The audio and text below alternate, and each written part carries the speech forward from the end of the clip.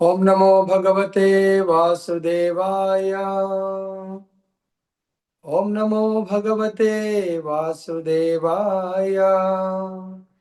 ओम नमो भगवते वासुदेवाय। ఈరోజు మనము భగవద్గీత యథాతథము అధ్యాయము 4 దివ్య జ్ఞానము నుండి శ్లోక 38 నుంచి 42 చాప్టర్ మొత్తం ఈరోజు భగవంతుడి కృప ద్వారా మనం కంప్లీట్ చేసుకుందాము. ఈరోజు సందేశం ఏంటంటే జ్ఞానము అజ్ఞానానికి కారణము, వాటి వల్ల కలిగే ఫలితాలు మనం చూద్దాం. ఓకే. నహి జ్ఞానేన సదృశం పవిత్రం ఇహ విద్యతే తత్స్వయం యోగ సంసిద్ధః కాలేనాత్మని విందతి. శ్రద్ధావాన్ లభతే జ్ఞానం తత్పరః సంయతేంద్రియః. జ్ఞానం లబ్ధ్వా పరం శాంతిం అచిరేణాధిగచ్చతి. అజ్ఞాశ్చ శ్రద్ధదానశ్చ సంశయాత్మా వినశ్యతి. నాయం లోకోస్తి నా పరో నా సుఖం సంశయాత్మనః. యోగ సన్యస్త కర్మాణం జ్ఞాన సంచిన్న సంశయం. ఆత్మవంతం నా కర్మాణి నిబద్ధంతి ధనంజయ. తస్మాత్ అజ్ఞాన సంభూతం హృత్సం జ్ఞానసినాత్మనః. చిత్వైనం సంశయం యోగం ఆతిష్టోత్తిష్ట భారత. తాత్పర్యం భాష్యం శ్రీల ప్రభుపాదులు రచించారు. ఓం అజ్ఞానతిమిరాంధస్య జ్ఞానాంజనశలాకయా చక్షురున్మిలితం యేన తస్మై శ్రీ గురవే నమః. నమో విష్ణుపాదాయ కృష్ణ పృష్ఠాయ భూతలే శ్రీమతే భక్తి వేదాంత స్వామినితి నామినే. నమస్తే సరస్వతీ దేవీం గౌరవాణి ప్రచారిణే నిర్విశేష శూన్యవాది పాశ్చాత్య దేశతారిణి. జయ శ్రీ కృష్ణ చైతన్య ప్రభు నిత్యానంద శ్రీ అద్వైత గదాధర శ్రీవాసది గౌర భక్త బృంద. హరే కృష్ణ కృష్ణ కృష్ణ హరే హరే. హరే రామ రామ రామ హరే హరే. జబిలో గ్రంథరా శ్రీమద్ భగవద్గీత కి జయ. సో ఈరోజు భగవంతుడు మనకు జ్ఞానం అజ్ఞానం, జ్ఞానాన్ని పొందడానికి అర్హత, అజ్ఞానం వల్ల కలిగే నష్టము లేదా దాని యొక్క ఫలితము, జ్ఞానం యొక్క ఫలితము, వీటన్నిటి గురించి వివరించబోతున్నారు. జ్ఞానం అంటే భగవద్గీత ప్రకారము భగవంతుడు బోధించిన సిద్ధాంతం ప్రకారం ఏంటంటే భగవద్గీతలో ముఖ్యమైన విషయాలు ఆత్మ, పరమాత్మ, ప్రకృతి, కాలము, కర్మ గురించి భగవంతుడు బోధించాడు. ఇవి ఎందుకంటే ఇవి నిజమైనటువంటి జ్ఞానం.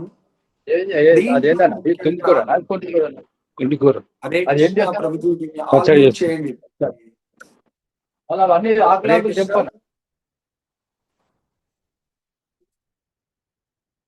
ఇక్కడ మనం చూసినట్టయితే భగవంతుడు భగవద్గీత ద్వారా ఆత్మకు ముఖ్యమైనటువంటి జ్ఞానం ఏంటంటే పరమాత్మ గురించి తెలుసుకోవడము, ఆత్మ గురించి తెలుసుకోవడము, ఆత్మ పరమాత్మల యొక్క సంబంధం తెలుసుకోవటము.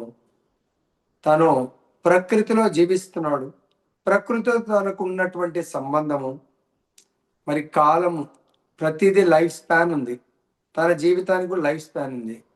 మరి ఈ కాలానికి అనుకూలంగా తను చేయవలసింది ఏంటి, వీటి గురించి తెలుసుకోవడమే నిజమైనటువంటి జ్ఞానము. ఆ జ్ఞానం వల్ల మనకు ఫలితం ఏంటి, జ్ఞానం యొక్క లక్ష్యం ఏంటి.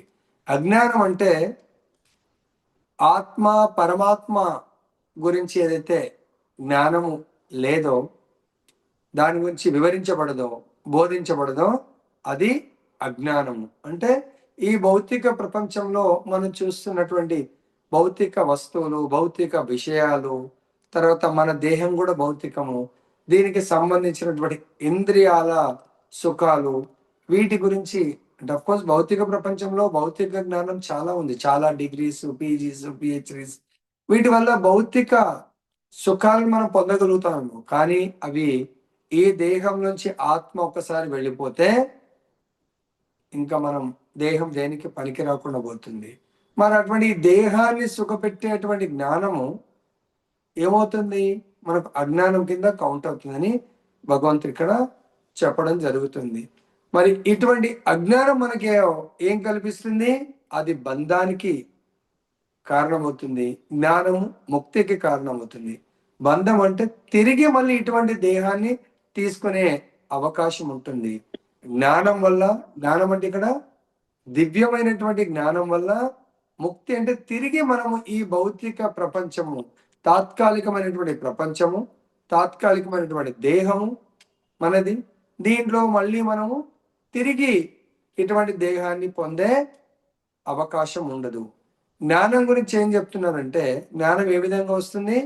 భక్తి యోగం అంటే కృష్ణ చైతన్యం ద్వారా మాత్రం వస్తుంది. కృష్ణ భక్తి భావన ద్వారా జ్ఞానము భక్తి యోగం యొక్క పక్వ ఫలం. అంటే మనం మామిడి పండు చూస్తాం, కాయలాగా ఉంటుంది పండు, ఆ పండులో కూడా పక్వానికి వచ్చినటువంటిది. కాబట్టి భగవంతు యొక్క దివ్య జ్ఞానము భక్తి యోగ పక్వ ఫలం అంటున్నారు. దానివల్ల ఏమవుతుందంటే మనిషికి చాలా శాంతిని సులభంగా పొందగలుగుతాడు. ఇక్కడ మనకు మరి అటువంటి ఫలాన్ని ఇచ్చేటువంటి జ్ఞానానికి ఎవరు అర్హులు? అందరు అర్హుల? వాళ్ళ యొక్క ఎలిజిబిలిటీ ఏంటి? జ్ఞానాన్ని పొందడానికి, జ్ఞానం అంటే ఇక్కడ గుర్తుపెట్టుకోండి దివ్యమైనటువంటి జ్ఞానము. భౌతిక జ్ఞానాన్ని భగవంతుడు భగవద్గీత ద్వారా అజ్ఞానంతో పోలుస్తూ ఉండన్నట్టు. లైక్ ఎగ్జాంపుల్, మనకు అజ్ఞానం ఎందుకు అంటున్నామంటే, ఇప్పుడు మనం ఒక ఎగ్జామ్ రాయబోతున్నాం అనుకుందాం. మ్యాథమెటిక్స్ ఎగ్జామ్ ఉంది రేపు, ఫిజిక్స్ కూడా ఉంది. ఫిజిక్స్ నాకు ఒక 2 days తర్వాత ఉంది. రేపు పొద్దున ఎగ్జామ్ రాయవలసింది నేను ఆ మ్యాథమెటిక్స్ ఎగ్జామ్ ప్లేస్లో ఫిజిక్స్ ఫుల్గా ప్రిపేర్ అయ్యి ఆ ఫిజిక్స్ కాన్షియస్తో మనం వెళ్ళామనుకోండి, నాలెడ్జ్ మ్యాథమెటిక్స్ ప్లేస్లో physics knowledge, exam full prepare అయింది ఫిజిక్స్, అక్కడ క్వశ్చన్ పేపర్ వచ్చింది మ్యాథమెటిక్స్. మనం నిజంగా జ్ఞానులు చేయవలసిన పని చేశామా? చేయలేదు. అజ్ఞానులు చేయవలసిన పని చేశాం. కాబట్టి మన జీవితానికి మానవుడిగా మనం జన్మించామంటే మానవుడికి కావాల్సింది ఏంటంటే తిరిగి జన్మ మృత్యు జరా వ్యాధి దుఃఖ దోషాను దర్శనం. ఈ జన్మ మృత్యువు ముసలితనము వ్యాధుల నుంచి తప్పించుకోవడానికి మనం ప్రయత్నం చేసేది జ్ఞానము. ఈ జన్మ మృత్యు జరావ్యాధి చక్రంలో తిరిగి పడేటువంటి జ్ఞానము అజ్ఞానము. మరి జ్ఞానాన్ని పొందడానికి ఎవరు అర్హులు అంటే, నంబర్ 1 దివ్యమైనటువంటి జ్ఞానానికి అంకితం అయ్యేవాడు. భగవంతుని యొక్క జ్ఞానాన్ని తెలుసుకుంటున్నాం, ఆ జ్ఞానాన్ని తెలుసుకోవడమే కాదు, జ్ఞానం ప్రకారం మన జీవితాన్ని నడుచుకోవడం.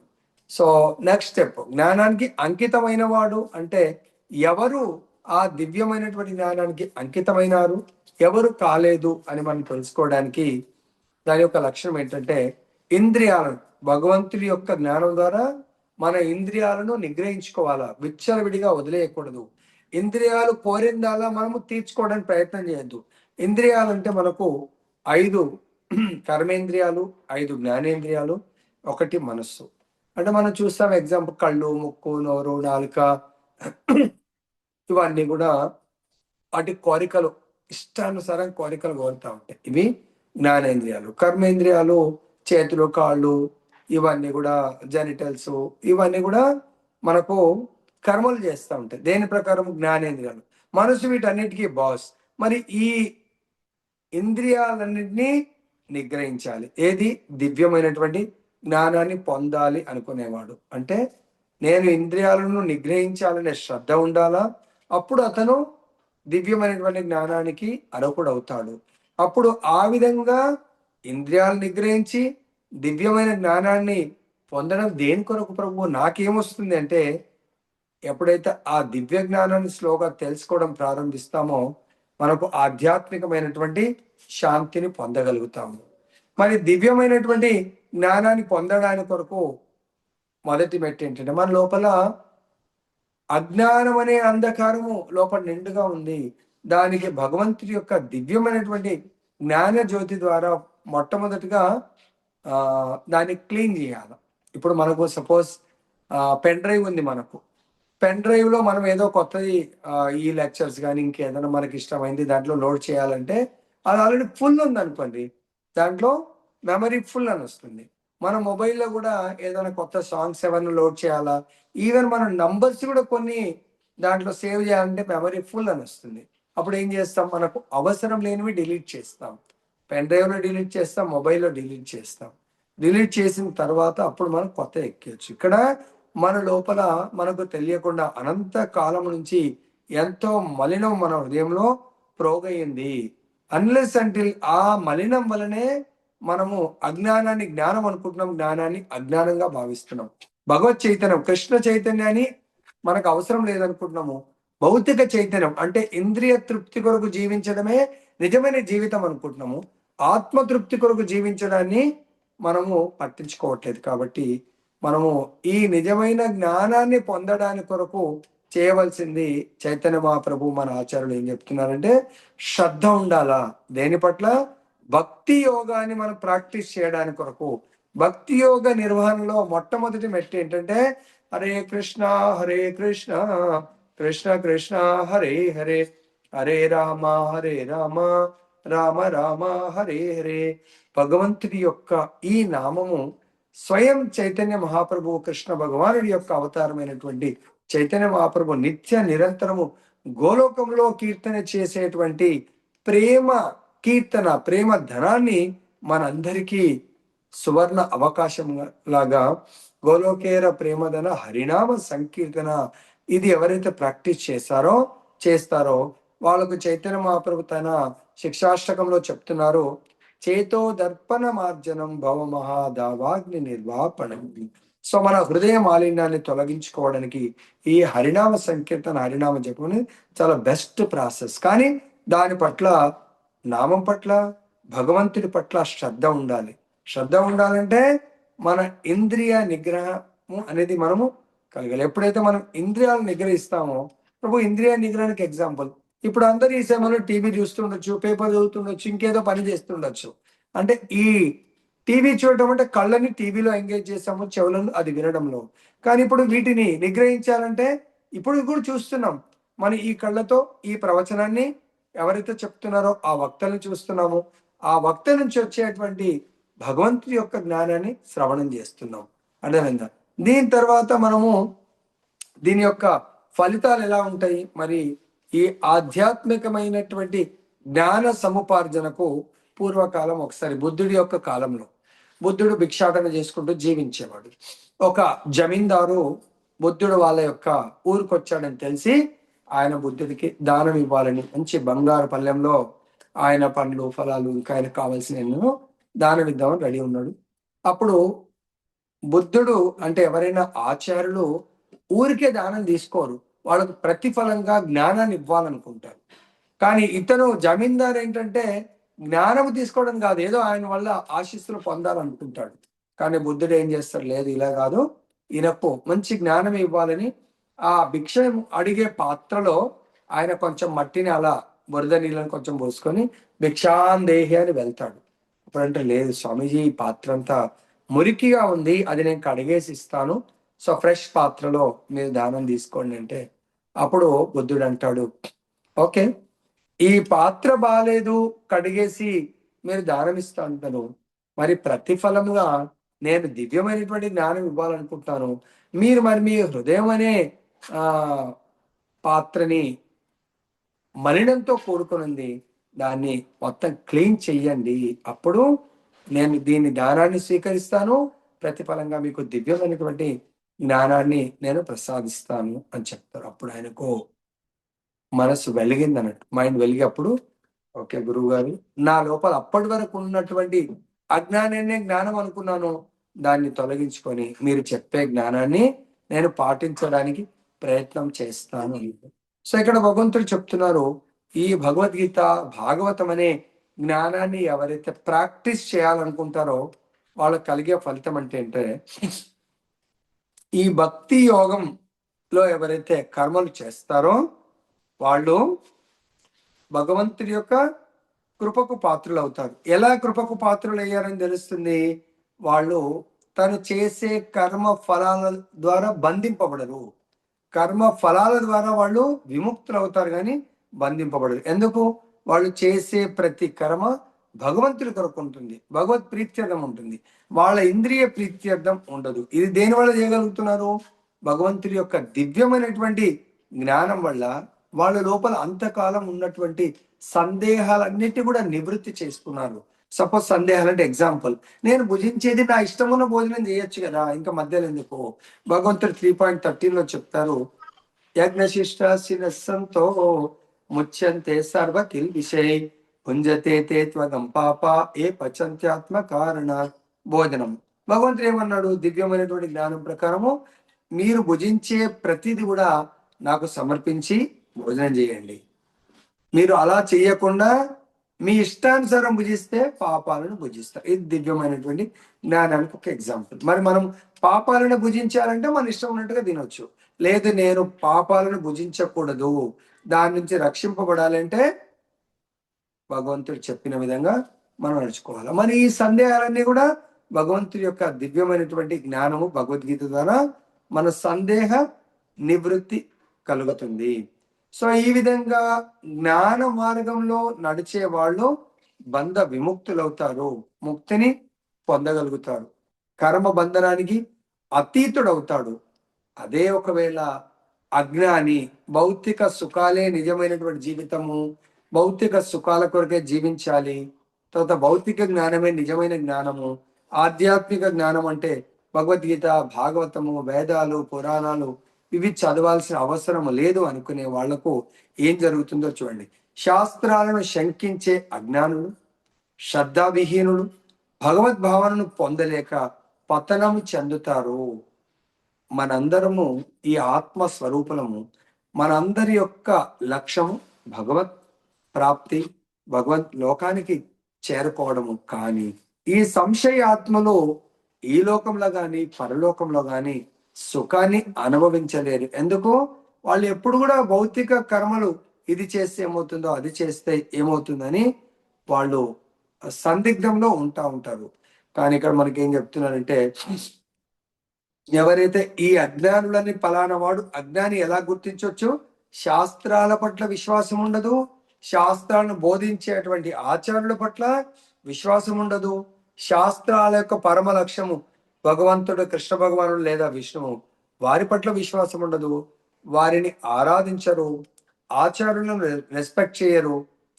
తర్వాత వాళ్ళు ఫస్ట్ థింగ్ ఏంటంటే శ్రద్ధ ఉండదు, విశ్వాసం ఉండదు. వాళ్ళు నమ్ముకున్నంత కూడా భౌతికంగా నేను కష్టపడాలి, నేను కష్టం ద్వారా వచ్చేదాన్ని నేను కష్టపడతా కాబట్టి ఆ ఫలితం అంతా కూడా నా యొక్క గొప్పతనమే, నా యొక్క బుద్ధి, నా శక్తి సామర్థ్యము అని ఫీల్ అవుతూ ఉంటాడు. దీన్నే అజ్ఞానం అని అంటా ఉన్నారు. సో వీళ్ళు ప్రామాణిక ఆధ్యాత్మిక ఆచారులను, ఆ శాస్త్రాన్ని కొంతమంది వింటారు కానీ శ్రద్ధ లేకుండా వింటారు. శ్రద్ధ లేకుండా వినడం వల్ల వాళ్ళకు నిజమైనటువంటి జ్ఞానము పొందలేరు, ఆ స్థితికి వాళ్ళు చేరుకోలేరు. కాబట్టి వాళ్ళు ఈ బంధ విముక్తులు కాలేరు. గురు పరంపరలో ఉన్నటువంటి మహా ఆచార్యుల యొక్క పద చిహ్నాలను అనుసరిస్తూ ఎవరైతే జీవితాన్ని గడుపుతారో వాళ్ళు అద్భుతమైనటువంటి విజయాన్ని పొందుతారు. కానీ ఎవరైతే ఆచార్యులను క్రిటిసైజ్ చేస్తారో, ఆచార్యులు చెప్పే శాస్త్రాన్ని క్రిటిసైజ్ చేస్తారో వాళ్ళు పతనానికి గురవుతారు. మరి ఇటువంటి పతనం నుంచి, అంటే ఈ అజ్ఞానం నుంచి వాళ్ళు ఎలా ఉద్ధరింపబడాలి అంటే, ఈ మొత్తం అధ్యాయం యొక్క సారము 42వ శ్లోకంలో భగవంతుడు చెప్తున్నాడు. శ్రద్ధగా వినండి. ఈ అజ్ఞానం వల్ల మానవుడి లోపల ఉన్నటువంటి అజ్ఞానం ఎక్కడ ఉంటది? హృదయంలో. అజ్ఞానం అనే అంధకారం మలినాలన్నీ కూడా హృదయం స్టోరేజ్ ప్లేస్ అన్నట్టు. వీటన్నిటిని ఎలా తొలగించాలంటే చెప్తున్నారు భగవంతుడు, జ్ఞానం అనే ఖడ్గం ద్వారా దాన్ని ఖండించండి. ఈ అజ్ఞానం అనే మహావృక్షాన్ని వేళ్లతో సహా దాన్ని తొలగించండి. ఎప్పుడైతే అర్జునుడికి ఏమన్నారు, మరి ఎలా తొలగించాలి అంటే, అర్జున్ నీ లోపల ఉన్నటువంటి ఈ అజ్ఞానం అనే అంధకారం నుంచి బయటపడి జ్ఞానం అనే జ్యోతి ద్వారా నువ్వు ఆ యుద్ధాన్ని చెయ్యు. నీ తక్షణ కర్తవ్యము, నీ నీవు క్షత్రియుడివి. క్షత్రియుడి యొక్క ధర్మమే అధర్మ పాలకులను సంవరించాలా, అధర్మాన్ని నశింప చేయాలి. ఇక్కడ అర్జునుడు చెప్తున్నాడు, 2 రకాలటువంటి యజ్ఞ కర్మలు ఉంటాయి మానవుడు. ఒకటి భౌతిక సంపత్తుల యజ్ఞము, అంటే భౌతిక సుఖాలను, భౌతిక భోగాలను, ఈ దేహ సుఖాలను ఎలా అనుభవించాలి అని చేసే యజ్ఞం ఒకటి. ఇంకొకటి విశుద్ధమైనటువంటి ఆధ్యాత్మిక జ్ఞానాన్ని, ఆధ్యాత్మిక కర్మలను ఎలా చేయాలి అని ఎవరైతే యజ్ఞాలు చేస్తారో అది ఆధ్యాత్మిక యజ్ఞాలు అంటున్నాను. కానీ ఎవరైతే భౌతిక యజ్ఞమే చేస్తారో వాళ్ళు కూడా భౌతిక సంపత్తుల కొరకు యజ్ఞం చేస్తారు. అంటే మేబీ వివిధ దేవతారాధన. ఇక్కడ ఆధ్యాత్మిక అనుభూతి అంటే భగవత్ సంబంధం ఒకవేళ లేకుంటే అది భౌతికం అవుతుంది. అదే యజ్ఞాలు భగవత్ సంబంధితం అయితే అది భక్తి యోగంగా, ఆధ్యాత్మిక యజ్ఞంగా మారుతుంది. దాన్ని పరిపూర్ణంగా భగవంతుడు స్వీకరిస్తాడు.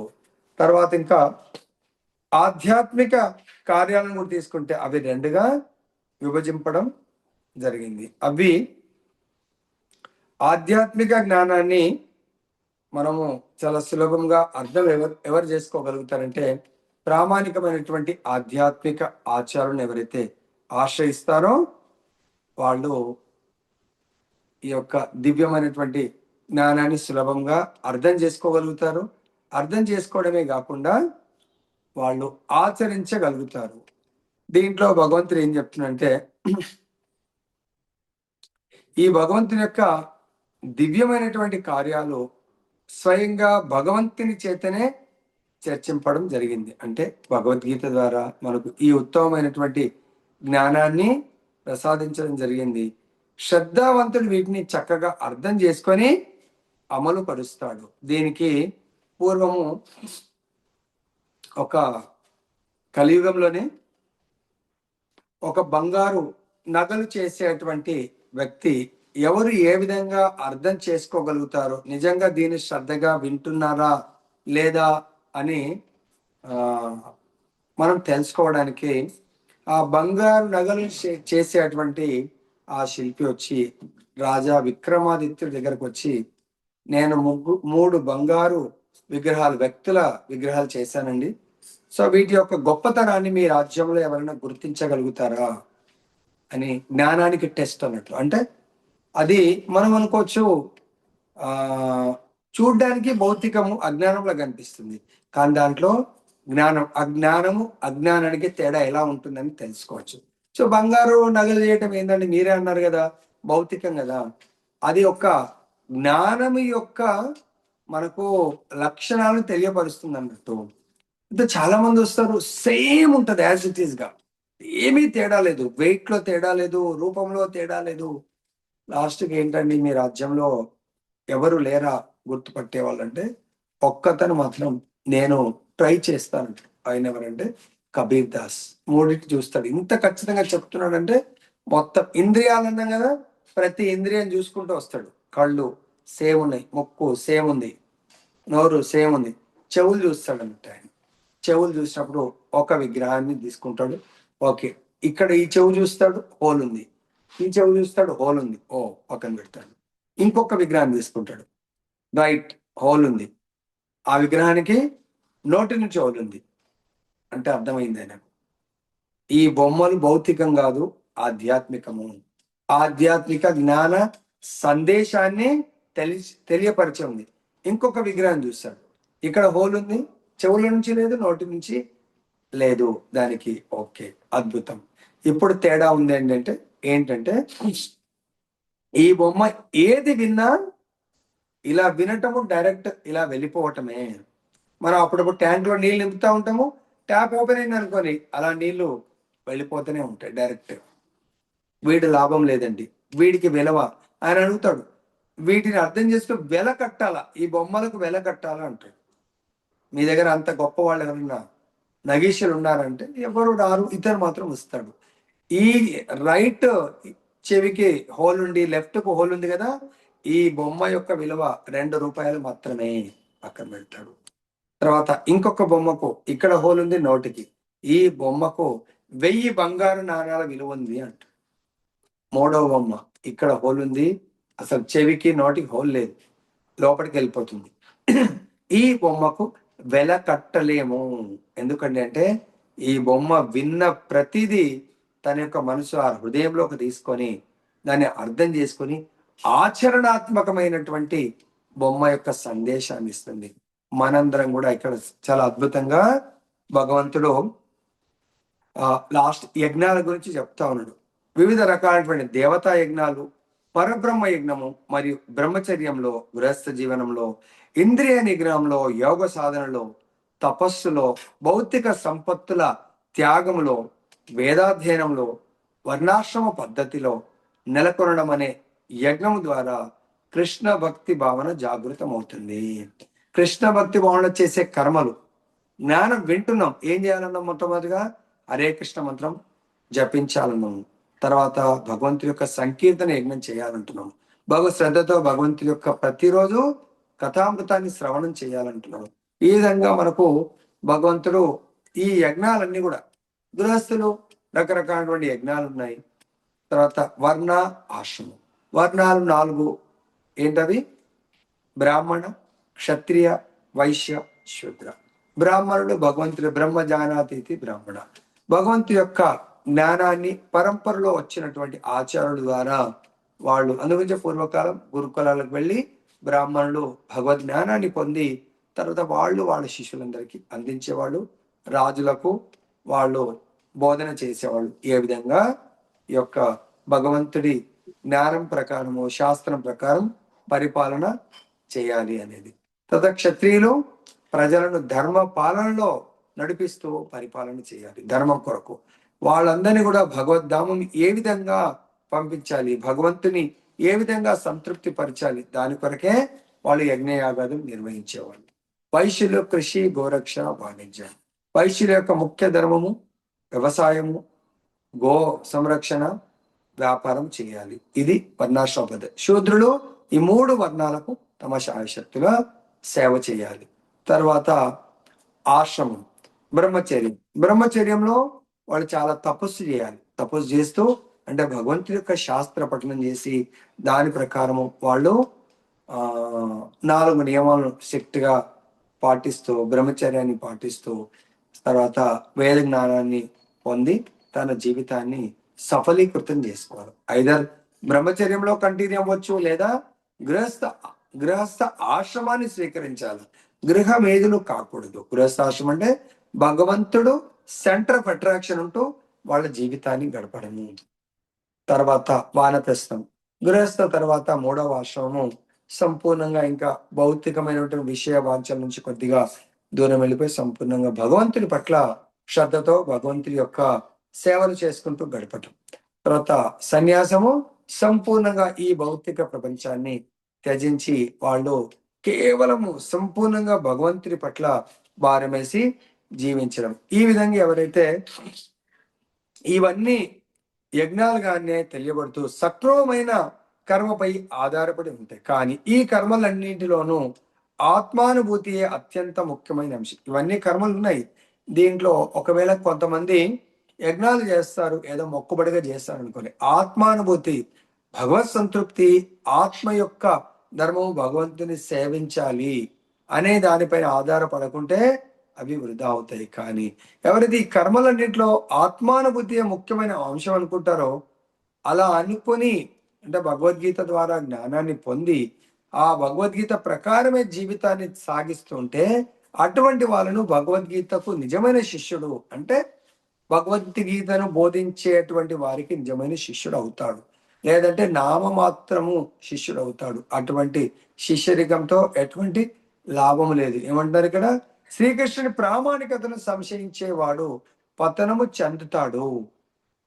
మనిషి భగవద్గీతను లేదా ఏ శాస్త్రాన్నైనా ప్రామాణిక గురువు చెంత సేవా శరణాగతులతో అధ్యయనం చేయాలని మనకు 4వ అధ్యాయం 34వ శ్లోకంలో చెప్పడం జరిగింది. తద్విద్ధి ప్రణిపాతేన పరిప్రశ్నేన సేవయాం ఉపదేక్షంతి తే జ్ఞానం జ్ఞానినాస్తత్వదర్శిన.